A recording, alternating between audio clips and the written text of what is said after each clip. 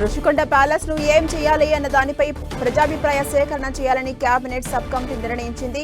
అమరావతిలో ఇవాళ జరిగిన సబ్ కమిటీ సమావేశంలో రుషికొండ ప్యాలెస్ పై ప్రజల నుంచి మరిన్ని సూచనలు తీసుకోవాలని నిర్ణయించారు. ప్రజాభిప్రాయం తర్వాత రుషికొండ ప్యాలెస్ ను ఏం చేయాలన్న దానిపై నిర్ణయం తీసుకోబోతున్నారు అధికారులు. ఎలాంటి ఉపయోగం లేకుండా ఉన్న రుషికొండ ప్యాలెస్ వల్ల నెలకు 25 లక్షల విద్యుత్ ఛార్జీలు, మెయింటెనెన్స్ ఖర్చులు భరించాల్సి వస్తుందని మంత్రివర్గ ఉపసంఘంలో చర్చించారు. గతంలో 7 కోట్లు ఆదాయం వచ్చే చోట ఇప్పుడు ప్రభుత్వం ఎదురు చెల్లించాల్సి వస్తున్న పరిస్థితులు ఎలా అధిగమించాలని మంత్రులు చర్చించారు. ప్రజాభిప్రాయాలు కోరుతూ ప్రకటన ఇవ్వాలని నిర్ణయించింది. సమావేశంలో మంత్రులు పయ్యావుల, డిఎస్పీవి స్వామి, కందుల దుర్గేష్ పాల్గొన్నారు.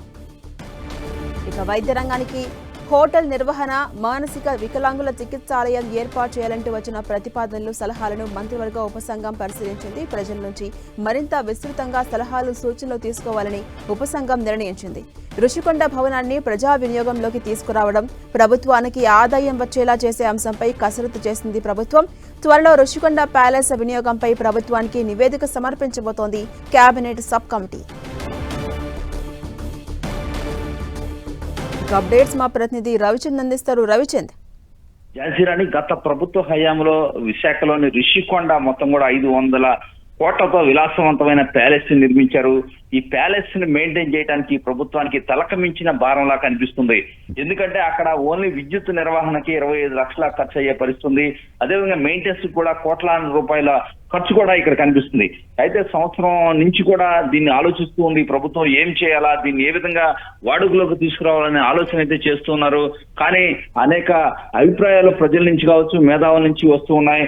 వివిధ రకాల ప్రతిపాదనలు ప్రభుత్వానికి వచ్చిన నేపథ్యంలో కేబినెట్ సబ్ కమిటీని కూడా ప్రభుత్వం ఏర్పాటు చేసింది. పయ్యావుల కేశవ్, అదేవిధంగా స్వామి, అదేవిధంగా కందుల దుర్గేష్, ముగ్గురు కూడా కేబినెట్ సబ్ కమిటీ ఏర్పాటు చేశారు. దీని మీద వీరు ముగ్గురు కూడా ఆలోచన చేస్తున్నారు. ఈ ఉదయం కూడా కేబినెట్ సమావేశానికి ముందు కూడా వీరు సబ్ కమిటీ సమావేశం అయింది.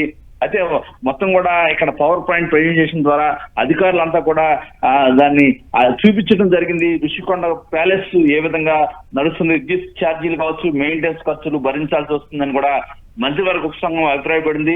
గతంలో సంవత్సరానికి 7 కోట్ల ఆదాయం వచ్చే పరిస్థితి ఉండేది. కానీ అప్పుడు ఉన్న ప్రభుత్వం దీన్ని మొత్తం కూడా డిస్మాండిల్ చేసేసి ఒక ప్యాలెస్ 500 కోట్లతో విలాసవంతమైన ప్యాలెస్ నిర్మించింది.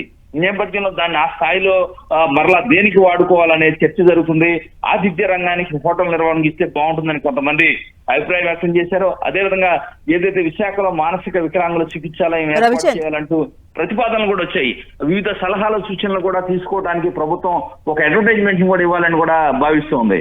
అంటే రవిచంద్, కొంతకాలంగా ఈ రుషికొండ అంశం అనేది పెండింగ్ లో వస్తూ ఉంది, మనం చూస్తూనే ఉన్నాం. అయితే ఎప్పటి నుంచి ఎప్పటి వరకు ప్రజాభిప్రాయ సేకరణ చేయబోతున్నారు? విధి విధానాలు ఏ విధంగా ఉండబోతున్నాయి? అంటే ఇప్పుడు వరకు కూడా దీన్ని ఇమీడియట్ గా వాడుకలోకి తీసుకురావాలి. ఎందుకంటే నిర్వహణ భారం ఎక్కువగా ఉంది. ఈ నేపథ్యంలో వాడుకలోకి తీసుకొస్తే కొంత దాని మెయింటెనెన్స్ వరకు అదన్నా తెచ్చుకునే అవకాశం ఉంటుందని చెప్పి ప్రభుత్వం భావిస్తుంది. అందుకే ఇమీడియట్ గా దీనికి సంబంధించి ఇమీడియట్ గా మీడియాలో ప్రకటనలో వెలువడిస్తారు. ఆ ప్రకటనలను బట్టి ఎవరు సలహాలు, ప్రజలు కావచ్చు, మేధావులు అందరూ కూడా సలహాలు, సూచనలు ఇస్తారు. ఎందుకంటే ఆతిథ్య రంగానికి బాగుంటుందనే ఒక చర్చ జరుగుతుంది.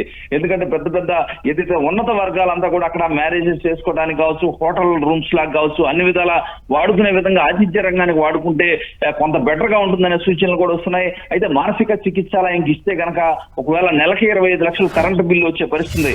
వారు పేరు చేయగలుగుతారా? ఎన్ని అంశాలు కూడా మార్కెటింగ్ వ్యవహారాలకు సంబంధించి కూడా ఏదైతే దాని మీద ప్రభుత్వం అదనంగా ఖర్చు పెట్టకుండా దానికి వానే సంపాదించుకునే విధంగా కూడా ఏదైనా ఉంటే బాగుంటుంది అనేది ప్రభుత్వ అభిప్రాయంగా ఉంది. ఇమీడియట్ గా దీనికి సంబంధించి మీడియాలో ఒక ప్రకటన వెలువడుతుంది. అక్కడి నుంచి కూడా సలహాలు, సూచనలు వచ్చిన నేపథ్యంలో మరోసారి కేబినెట్ సబ్ కమిటీ వీలైన తొందరలోనే కూర్చొని ఒక నిర్ణయాన్ని ఫైనల్ చేసే అవకాశం అయితే మనకు కనిపిస్తుంది. Right, thank you Ravichand.